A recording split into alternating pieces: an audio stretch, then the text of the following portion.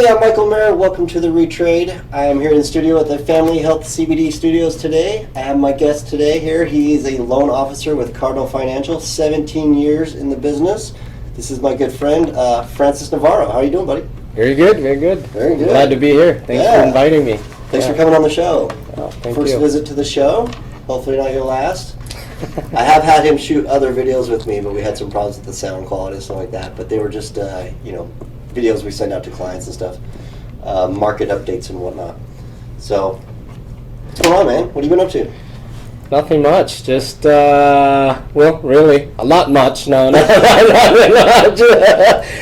With this going on, you have to find a lot of much, to be doing with your life. And so it's been, it's been something different over the course of, your lifetime, wherein you're used to just the outdoors and, or staying home watching TV. This is something different. Going and having a beer with your friends? Yep. Cheers.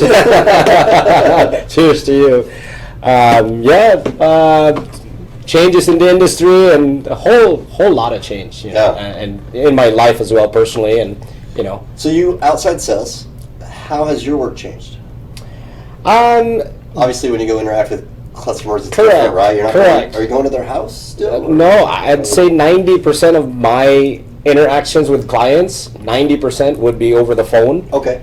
If they do have Google Meets, which we use quite a lot, they see me in person, and Facebook Messenger would be the most accessible one. Okay. Yeah. Google Meets, how does that work out? So Google Meets, you have to have a Google account. Huh? And then they send you an invite, and if you want longer interactions, more stable, it's more, I should say, has a lot of peripherals or, accessories that you can, put on, good mic, or, a lot more stuff that you can do with it. It's not like Facebook Messenger where it's, it's crappy connection, stuff like that, so, yeah. I know we're all looking for different ways to interact with our clients, so there's another thought for you guys. What was it called? Google Meets. Google Meets. Yeah. Check that one out. How many people can you have on that? I think as many as you want. I think you can go up to 100, 150. That's impressive. However you have your screen set up. Yeah, and everybody can set their screen up how they want? Yeah. Okay, so it wouldn't be a good platform to give a presentation because you're not controlling everybody's screen. Right. Because I think the invite that I got for my group, we have a prayer group for my church, and we're on it for an hour and a half. And there's no time limit, but if we were we're using the Zoom platform, it's only up to 45 minutes, but it's free. Limited. Yeah, so you're done after 45 minutes. So. I really haven't used too much of any of that stuff. I've, when it was slow, obviously I kicked back and just got on the phone with my clients and, how's everything? Can I give you some toilet paper? I'm not going to help you use it. Can I help you with some? So just stuff like that. That's so true. I mean, I've never really used a lot of video calls before, but now it's you kind of get comfortable facing a camera now. It boosts your self-confidence. Yes, it does. It's wow, I'm conscious with what I'm saying because, you're on camera. And in this world, they say that if you're not doing video in the next, 7-10 years, they say you'll be obsolete in basically any kind of sales position you do. Yeah. Right? So that's so true. The fact that you can use having to do video messages and stuff to get your confidence into doing more videos, that's great for your business. I mean, they've started doing videos for job interviews, right? Yes. Through Skype before. Right. From headquarters up in New York, and you're here, and they'd like to see you and who you are, and but now there's so many different platforms. So it's great. I remember when we used to imagine having video phones one day, and we always talked about when we thought it would come, and I think we all thought it would come a little quicker than it did, but it's here and it's working pretty good now. Yeah, so, good that's stuff. awesome. Yeah. What else is going on, man? What else have you been up to? Work, pretty much. I'm glad I still have work. So people still buying homes. As a matter of fact, we had a refinance boom, due to the rates just going down, and so that's what kept me busy. And people are just calling me, day in, day out. Did you have many problems with them not getting through underwriting because they weren't working at the time? A lot of the people who were furloughed. As a matter of fact, I had a couple who were already in escrow purchasing, and then they got furloughed, and so they're like, oh, we have to have a verification of employment. We can't really get that done without, you having a job. Right. So, yeah, I know that was an issue for several people. yeah. My girlfriend Maggie, I actually met Francis through my girlfriend, so small world. But yeah, she tried to refinance hers. I think she talked to you for a little bit, didn't she? Yeah, yeah. And yeah, she had problems because she's furloughed from our. Oh yeah, I remember that. So that didn't push through. Huh? Didn't go through. I think you guys were close to Really close, yeah, like middle of the application already. Yeah, So. and because of the furlough, yeah. But they did just get new word that they think the RE is going to open a lot sooner than they thought. Mm. They're thinking July. Oh wow! So, don't quote me on that, anybody. But her and one of her best friends, Rocio, her and her husband are staying with us since the COVID thing broke out. They just wanted to get out of their apartment and stay somewhere safer, and save some money.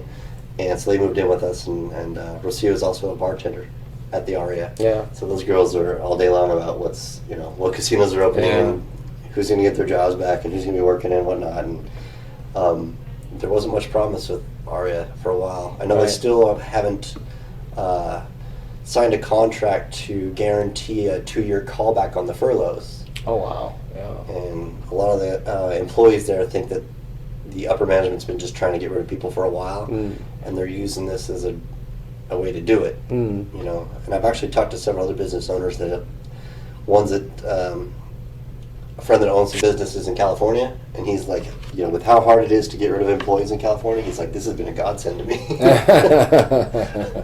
So he's used this to get rid of employees, which is terrible, but I don't know. It's a different one. We've had some actually that went through, a lot of them who received letters from their employers, even if they were like 30 or 60 days out. Okay. We actually took those. They were in the middle of refinancing or purchasing. As long as we had that letter from the employer guaranteeing that, I was furloughed, but I'm starting at this We have a start date, and we have a start date, then it should be fine. That's just like a letter of intent to start a job that you guys can use too. Correct. It's like an offer letter. Right, an offer letter. It's a guarantee of employment. It's a guarantee. Yeah. Very cool. So you've been closing a lot of those, you said? Finances? Refinances, for now. And I still get, I'd say, an 80-20, so 80% refinance, 20% purchases. I've had a lot of, medical frontliners who are still wanting to, from living in an apartment with a few of their friends, they're like, I gotta get out of here. I want to buy my own house. Can I qualify? And some of them are feeling that way. They'd rather isolate themselves, in a home. That was one of the things I saw coming out of COVID. Aside from when we started seeing, stories about divorce rates going up because of COVID and couples having to spend that time with each other. But we also saw, I saw, either people wanting to upgrade their house or downgrade depending on, we're stuck in this house and it's just way too big to clean all the time. They're starting to realize it being in it all the time. Right. Or vice versa. It's just too small. Right. Or there's too many people in the house or too little, whatever Right. it is. So I think people are making some changes there. I do think the commercial industry is going to take a big hit on that. We'll talk about that in a little bit. I got a news article to bring up. But, that should be, I think also banks should also consider that, because it's always been like you can't qualify to purchase a condo now from a house into a condo just because you can't be downgrading, not until you're retired or you have a special circumstance, extenuating circumstance, because you can always have, if you've already bought a home, then you have to buy a bigger home. Right. You can't qualify to buy a condo now. So because of isolation, I don't know if they're gonna ever make that change. Bank guidelines. Okay. So I hope that's in the works. So That would be nice. So, explain the guidelines to me. So, slipped over my head, and then might have slipped over a couple others. yeah. So, what do you say? So pretty much, if you've gone from a condo Okay.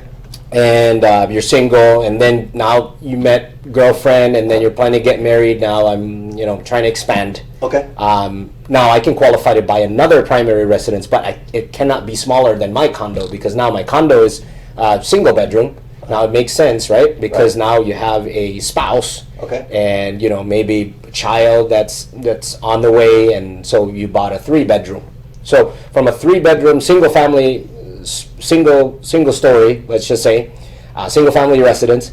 Now it's a 3-bedroom. Now you had after a couple of years. Now you had 2 or 3 more kids. Okay. Now you can't go from a 2-bedroom to a 3-bedroom down to a 2-bedroom or a condo, right? You can. You can, but it has to be a 20% down because that's considered an investment property. Okay. Oh, to buy another property. To buy another property. Yeah. But if you So- sold your other property and... If I sold it, then Wouldn't be a yes, problem. but it wouldn't be a problem. But Okay. in order for you, it has to be an upgrade from your previous property in order for you to be able to qualify to buy another as a property second as home. a right or a primary residence where you'll be living in. Okay. So, say for instance, you've gone from a 5-bedroom, now you're in a 5-bedroom, Right. and now you want a 3-bedroom.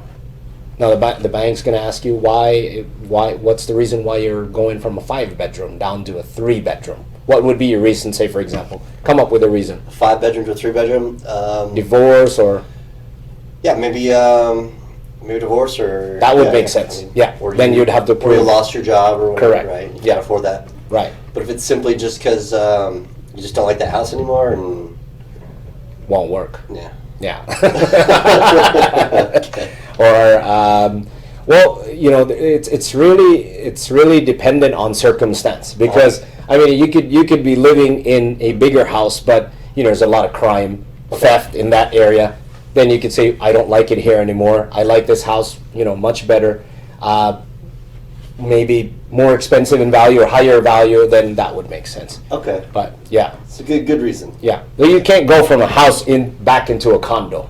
That's what I'm saying. Gotcha. So, Gotcha. All right. Let's talk about what you did over the weekend. Was this from the weekend here? yes, Rated a picture from your Facebook page. We got you and a couple guys on bikes down here in front of the new City of Las Vegas sign. I wasn't aware of the sign.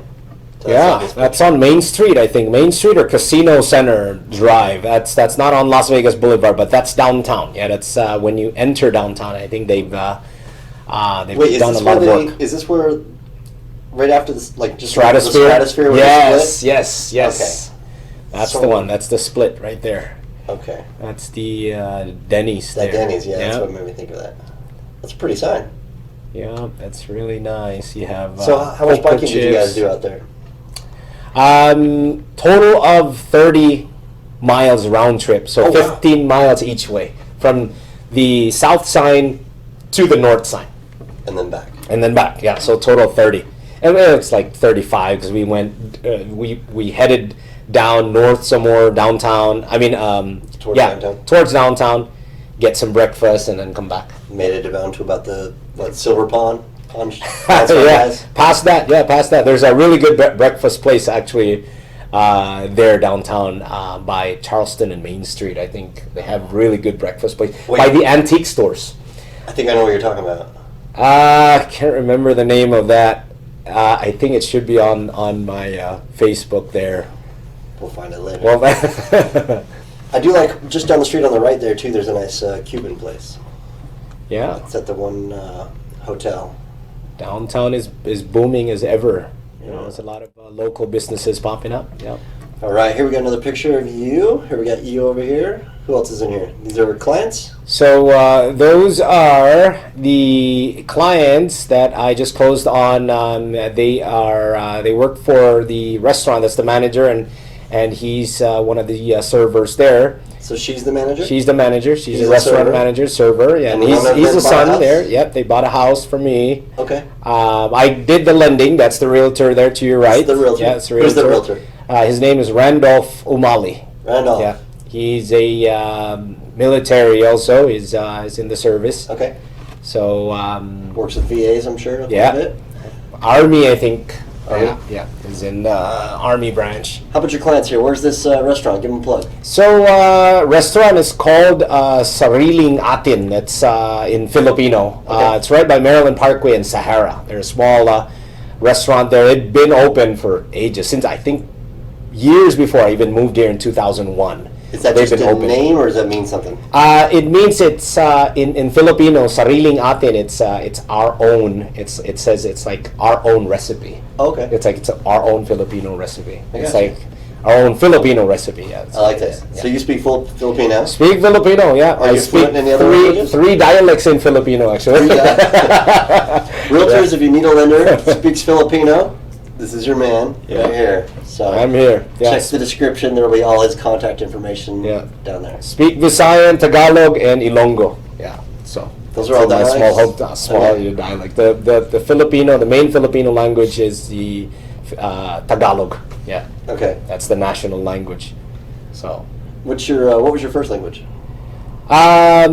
First language in my hometown actually is English. English? Yeah, Okay. learned English since I was in nursery, kindergarten. Yeah, so yeah. All right. And here we have you doing one of these. Is this a Google Meets? Yes. Oh no, this is actually Facebook Messenger. Oh, Facebook Messenger. Yeah. All right. So this was for your birthday, you said. Yep. Got your little microphone there. So this was quarantine days. Yep. So you had everybody check in with you on your birthday? Yep. Yeah, so we Very did a schedule to individually open up their Facebook Messenger, had a schedule, and so they did this whole surprise there. I did my surprise. I sang to them, brought up my guitar, and Did you we really? did a little karaoke. Should have brought your guitar in there, Yeah. So who we got in this picture here? Who's That's up here? Alma. She's a realtor. Alma, Next to she's her, with, EXP? EXP. Good on her. Yeah. To her right, that's Mila. Mila? She's with Realty One Group, and Okay. yeah, Who got here? some of that's Mia Casino. She's with Urban Nest currently. Ness? Who got Yeah, here? and Nora Lisa, I believe she's with Realty One Group as Realty well. One. And then who's this one? And that one, she's Teresa. She is with. She's a loan officer. I think she's with American. Is it American Funding? Is that New American. New American. There you go. Yeah, New my American. buddy Ryan Goyd is a New American now. Yeah, I believe so. He likes it over there. So. Very good, very good. And this handsome guy here, obviously, with the Panama Jack hat, singing on his guitar. It looks like you're mid-song there. That's awesome. Not much up with me and Maggie over the weekend. I think we went hiking Saturday. You ever go up there to Charleston and hike? Yes, it's beautiful. Fresh air. A little cooler than Vegas. Yeah, I've got Cathedral Rock over here. It's nice, yeah. This isn't the bigger picture I promised to delete because Maggie'd be peeing on the bushes right over here about.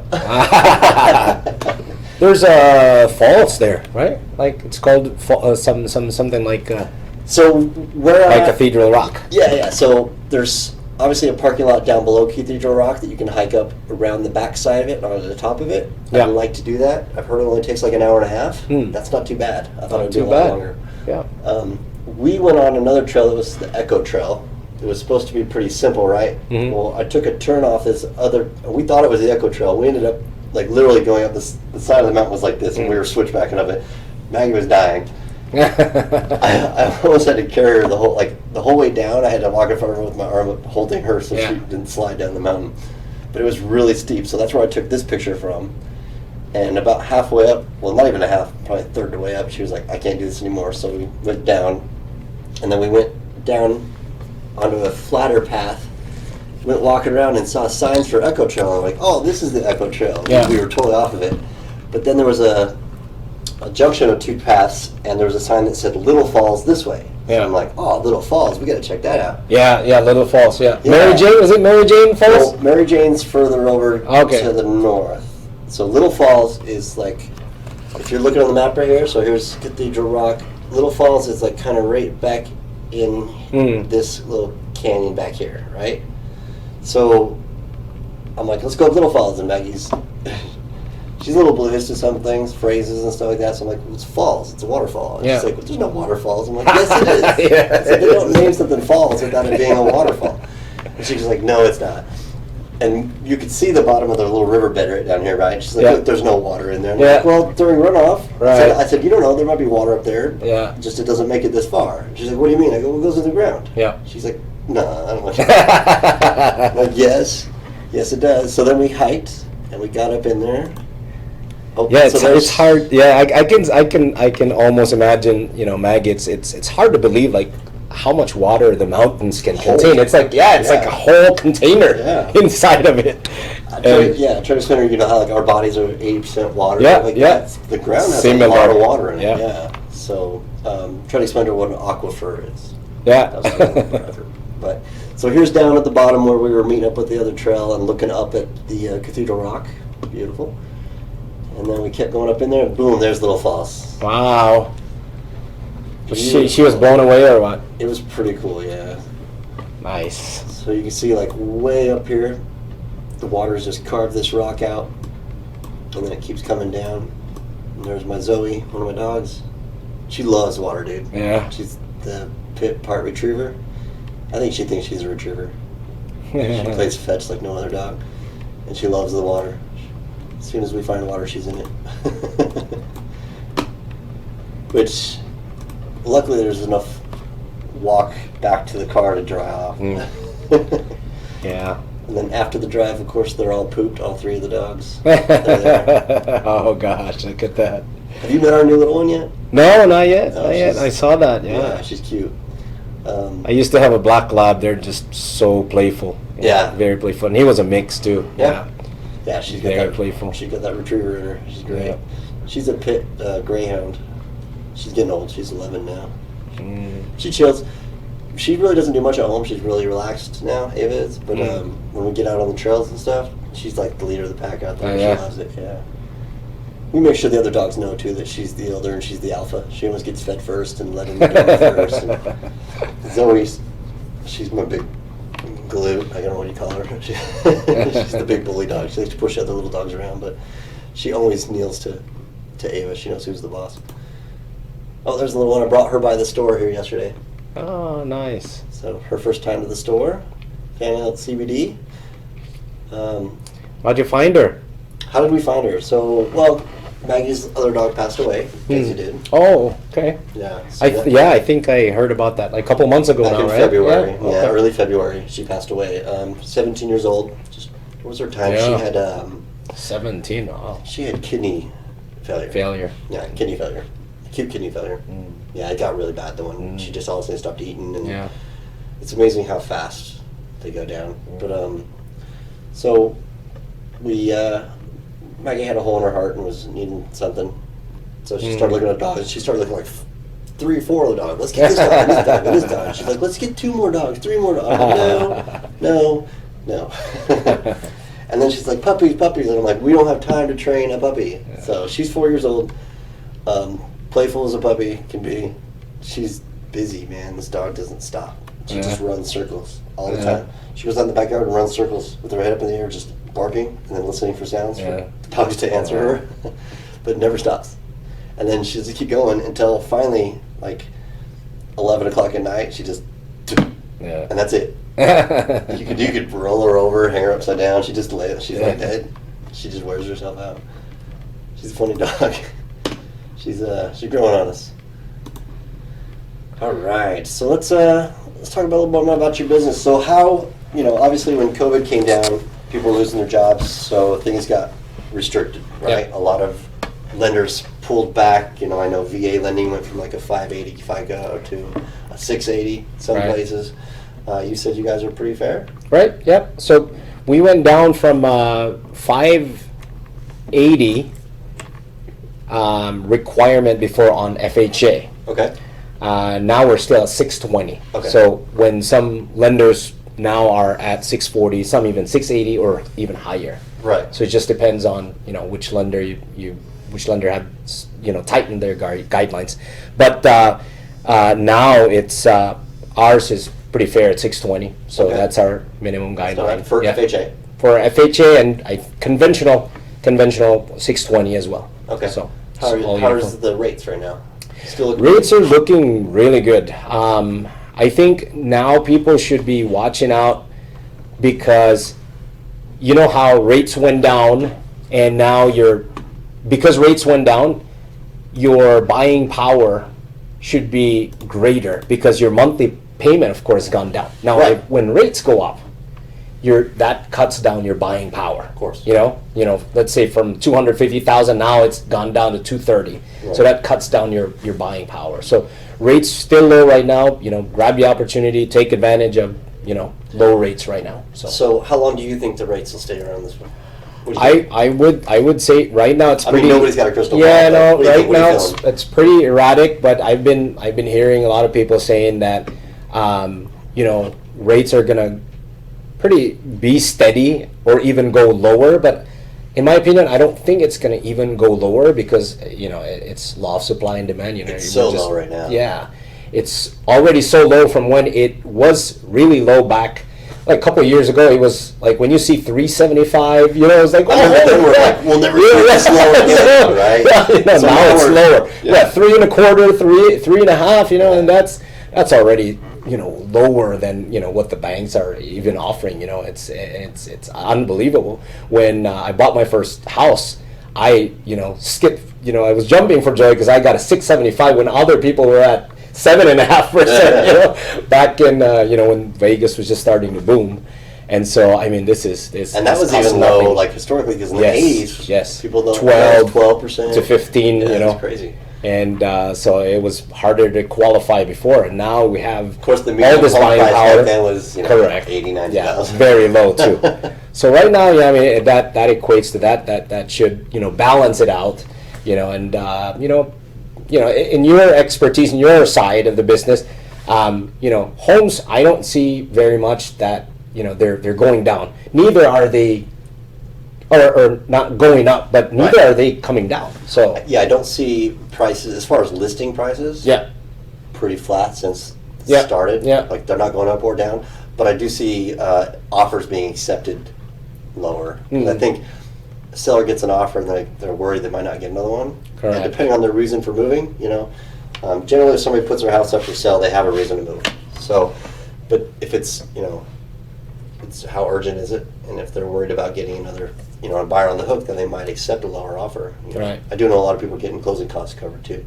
true, yeah. So, Yeah. but there are still, don't get that confused though, guys. There are a lot of buyers out there still. In fact, I've been looking at by day how many houses go into contract.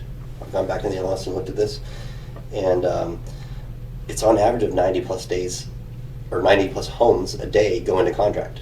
That's a lot. Right. Through this whole thing it has been. Right. You obviously see on the weekends it goes really low, down in the 70s over Saturday, Sunday acceptance. But then come Monday might be 125, 148 homes Right. go into contract. And then it slowly tapers off Tuesday, Wednesday, Thursday, Friday, and then Saturday, Sunday it's the lowest again, about 70s. Right. So It it's pretty jumps up to erratic. 120. Yeah. Well, it's pretty consistent that way. Right. The weekends are always low acceptance because people want the home, buyers to come see their homes and put offers in Right. and then accept an offer on Monday, Tuesday. So we're seeing pretty consistent, but I was surprised at the number of houses. When I first started looking into it, I looked back at all of April, and I looked back at all of May, and I expected to see, even when we were first locking down, or even,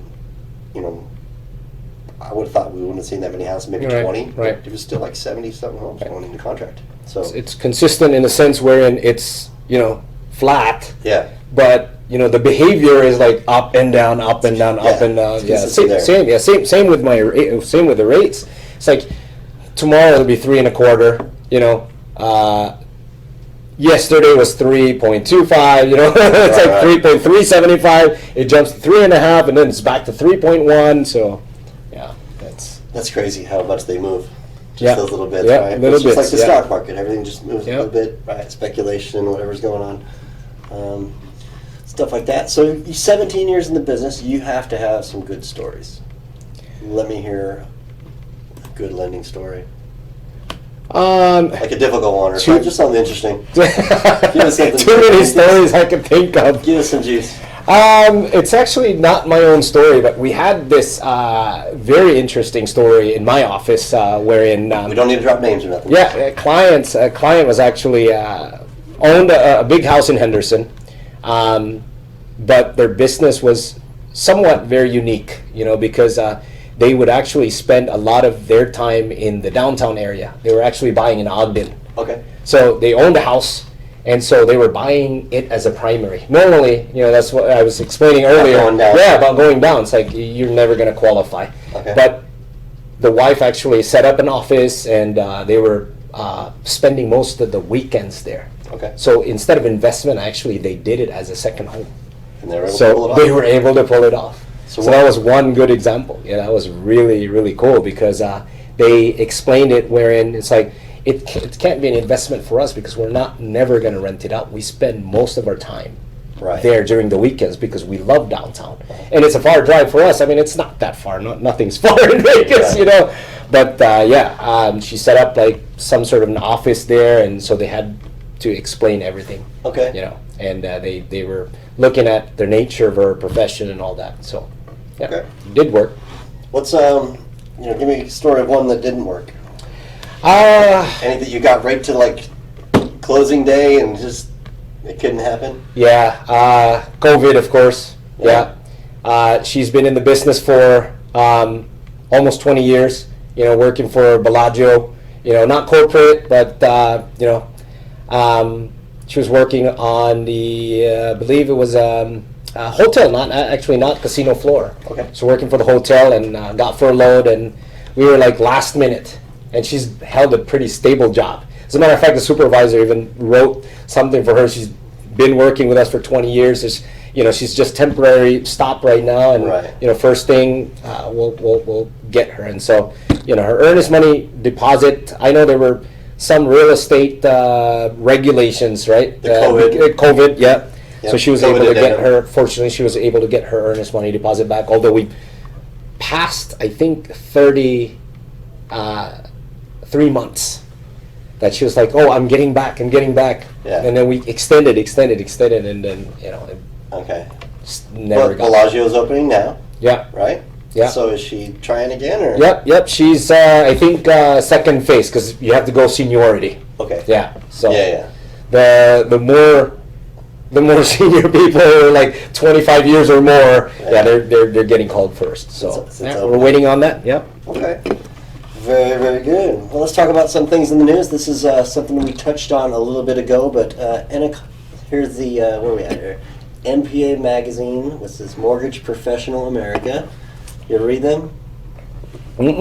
First time I heard.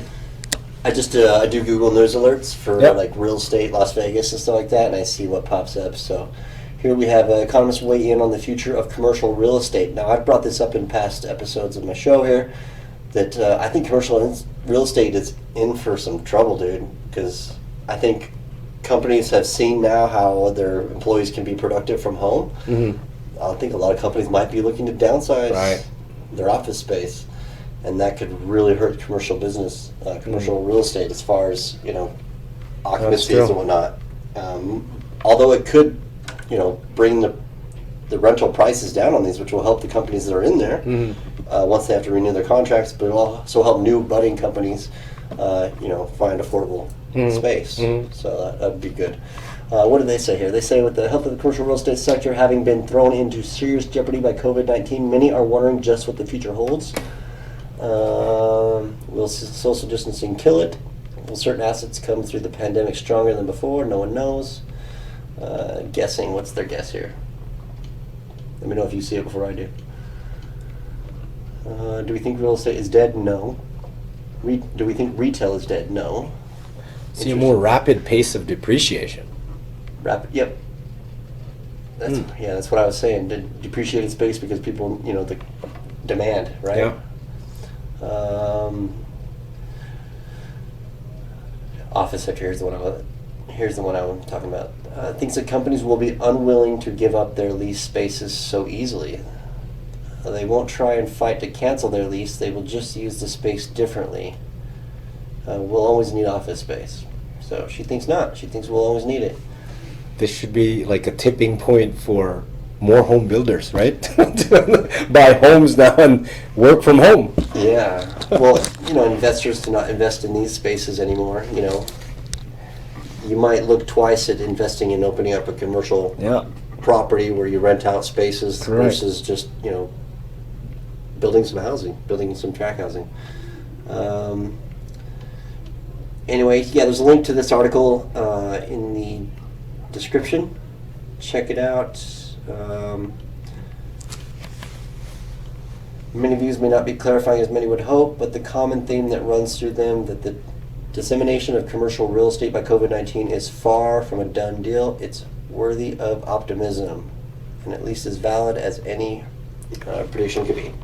So they don't think it's doomed. We shall see. We'll check back on this in a year. Have to make a note. Check on this. What else we got in the news here? Forbes does an article on June 4th today. They put out the best markets for real estate investment during coronavirus.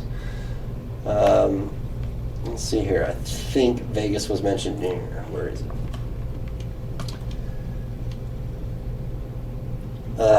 First of which we're doing best before the coronavirus recession. Nashville, Phoenix, Seattle, Jacksonville, San Francisco, Utah markets. The big Texas markets, Philadelphia, Tampa, Raleigh, and a dozen others were growing at strong rates earlier this year. I'll tell you what, our business industry was killing it at the beginning of this year. Yeah. Man, it was nuts.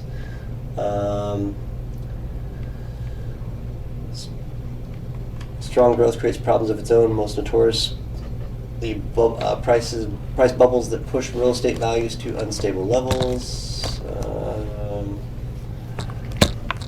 What did we talk about? Second way to judge the attractiveness of the market to see how badly the recession has affected them so far. Utah markets lost around 7% of their jobs. Texas markets right behind, along with Phoenix, Birmingham, Washington, D.C. at 8 to 9%. On the poor end, Detroit, Las Vegas, and New York lost more than 20% of their jobs. Wow. Wow. 20%. And that was just from April numbers, hard numbers. As time goes by, this picture will get worse, so we'll have to stay on top of it. Each market will reach its own bottom, and then we'll have a true reading of how far it is from normal level of growth.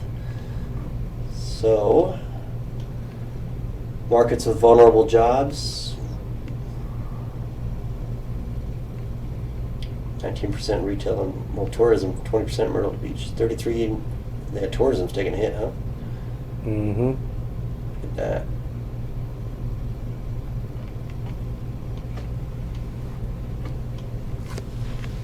Anyway, lots of interesting stuff in here, guys. Check this article with Forbes. Link in the description down there. How much time we've been here? 41 minutes. Not too bad. About an average length show. All right, let's do this. Anyone that have come on the show, I let them do a 30-minute elevator speech. What this is for is, guys, I'm cataloging all my guests. So if you're a realtor or whatever you are and you're looking for someone else to work with, maybe you need a new lender. So if you want to find a new lender, you go to my website, and then you would go to, I'm still building it, so don't jump to it yet, but I'll have links up to it.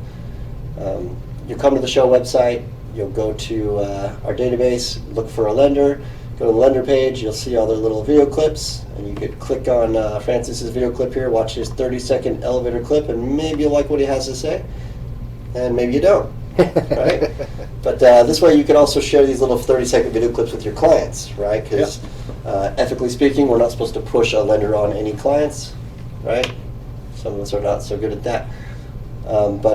Yeah, so it'd be good to have 3 lenders and these videos that you could share with your buyers to let them choose on their own, right? So I think it's a good thing. So we'll give you 30 seconds. Doesn't have to be exact, but look into the camera and take it away.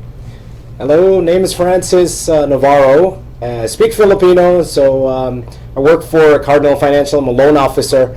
I love to educate my my borrowers, my clients, and that's how I gain and earn my business and retain my business, is I give them information just like how Michael's doing here. Give them a lot of information, educate, inform, and try to advise, give them the best advice as to how they can be really good investors or homeowners, and just how to approach the financial market here through home ownership. So that's it. All right, guys. So if you're looking for a new lender and you got someone that speaks Filipino, especially, hit up my boy here. Thank you, right, Michael. Man. Well, thanks for coming on the show. I'm glad you got to come. Next time, hopefully, we'll have the sound better worked out. So those that are listening on headphones, I'm sorry. The sound is loud, I know. Working out that stuff still. you know, show's always trying to progress and get better, and we promise we'll get there. Just take some time. Thanks for having me. It's made it hard to get some supplies sometimes, so we're working on it. But anyway, yeah, so I think that's it, guys. That's it. Yeah. All right, thanks Thank for you. tuning in. Check out the next show. Make sure you hit the subscribe button. Subscribe. Catch you later. All right.